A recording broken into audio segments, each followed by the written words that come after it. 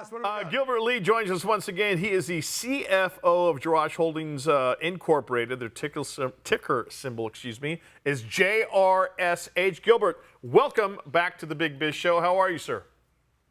I'm fine, thank you. Thank you for having me again. I had a chance to dig into this company a lot since his last interview with us, and really interesting how this company has survived through.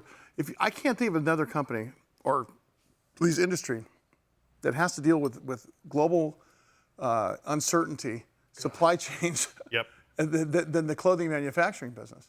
And they have somehow beat the odds with record quarterly performance, profitable growth, and they become more strategically valuable because global brands are increasingly interested in diversifying production away from China, so we don't see those supply chain issues. And your existing customers are driving momentum. Talk about that a little bit, because it really is the folks that you do business with on a daily basis that are driving those decisions along with you to move into different areas of manufacturing and production, correct? Yeah, you're absolutely right. This thing has been going on for the past 4 or 5 years, and it just intensified in the past 1 year since we have this tariff thing going on, and then the war or the conflict in the Middle East causing a lot of issues with shipping, with logistics, with sourcing. So we're adapting, and we're trying. I mean, not just our customers. We are also ourselves trying to source outside or trying to rely less on Asia, particularly China, for our raw materials. We're trying to source in the Middle East. We're trying to source from Egypt. We're trying to source from Turkey, so that the supply chain will be much shortened, and it will cost, first of all, less money to transport, and also much shorter delivery, much shorter lead time to get the materials in. You know, we're talking about really forward-facing brands for U.S. like North Face, Timberland, Vans. Oh yeah, right. And such. And you know what's interesting is if you think in terms of how you're going to change the supply chain, you know, it's not just about sales anymore. Hey, we made 50 million in sales, but now you're dealing with production capacity and execution and export, and it's like, oh yeah, oh that. I mean, it's an interesting challenge for a CEO, CFO, finance committee to take a look at the books and say, we've got, you know, $20 million in receivables coming, but we have to climb Mount Everest to get them to write a check because we can't get the product there. You know, that has always been an issue, but not as bad as it has been. Is it subsiding now, or are you just having to adapt to the point where you have to deal with it? You just have to adapt. You just have to change, or be ready to change every day or every month or every quarter. And the bottom line is, to tell you the truth, it's going to drive the cost higher. It's going to hit consumers' pocketbook. It's going to hit their pocket. Yeah.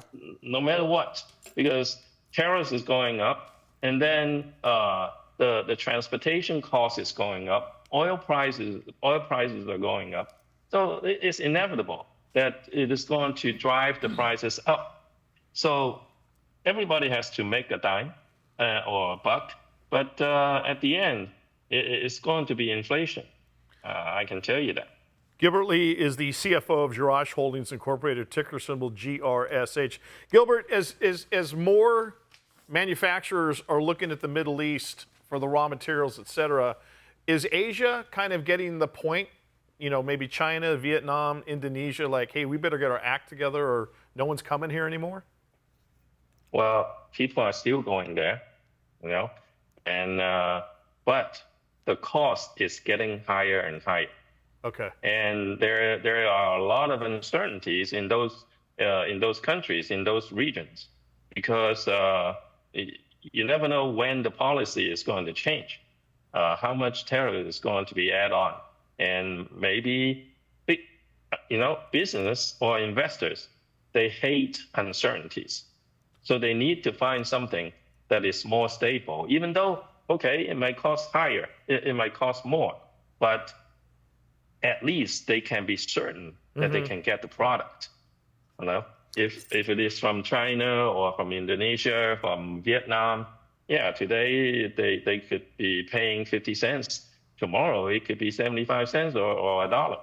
So they cannot plan with this. So the key for you guys is in converting your expansion, right, with a sustained higher volume,